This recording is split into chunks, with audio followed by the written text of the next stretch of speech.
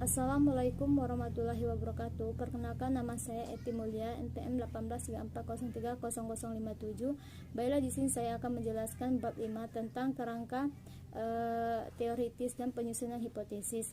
Di sini ada 6 topik pembahasannya. Yang pertama itu ada kebutuhan kerangka teoritis, yang kedua variabel, yang ketiga kerangka teoritis, yang keempat penyusunan hipotesis, yang kelima pengujian hipotesis dengan penelitian kualitatif atau analisis kasus negatif, yang keenam implikasi manajerial.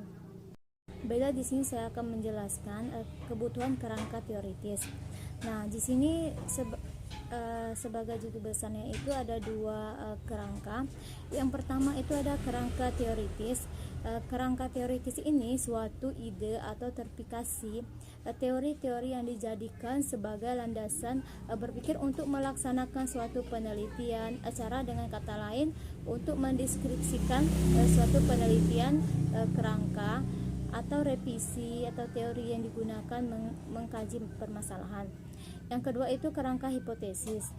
Kerangka hipotesis ini adalah jawaban sementara terhadap masalah yang masih bersifat praduga karena masih harus dibuktikan dengan kebenaran, masih harus hanya sifat sementara yang akan diuji dengan data yang akan disimpulkan.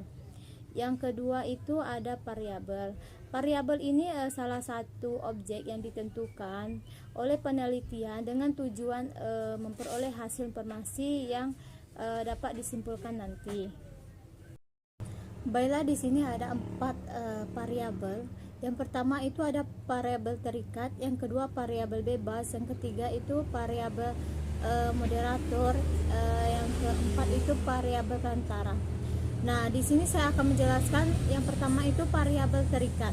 Variabel terikat ini untuk memenuhi dan mendeskripsikan variabel terikat atau menjelaskan variabilitasnya. Kalau variabel bebas ini membantu menjelaskan varians dari variabel terikat dan variabel moderator. Yang ketiga itu variabel moderator. Variabel moderator ini memiliki pengaruh ketergantungan. Yang terakhir variabel perantara sebagai fungsi dari variabel bebas yang juga membantu mengonsepkan hubungan antara variabel bebas dan terikat. Nah, untuk melihat atau membedakan Y dan X, Y itu variabel terikat. Kenapa dibilang variabel terikat? Karena untuk menemukan jawaban atau solusi atas masalah tersebut. Kalau X ini variabel bebas, ini untuk menemukan bahwa perubahan dalam variabel terikat disebabkan perubahan dalam variabel terikat. Nah, yang ketiga itu ada kerangka hipotesis. Kerangka hipotesis ini adalah jawaban sementara terhadap masalah yang masih bersifat praduga karena masih harus dibuktikan dalam kebenarannya. Dan ada juga penyusunan hipotesis. Penyusunan hipotesis ini dapat didefinisikan bersifat sementara, belum diuji pernyataan yang memprediksi apa peneliti harapkan untuk ditemukan pada data empiris. Peneliti hipotesis dapat didefinisikan sebagai hubungan logis juga terjadi antara atau variabel dinyatakan dalam bentuk uji. Yang pertama itu pernyataan hipotesis atau format. Yang kedua itu pernyataan jika maka.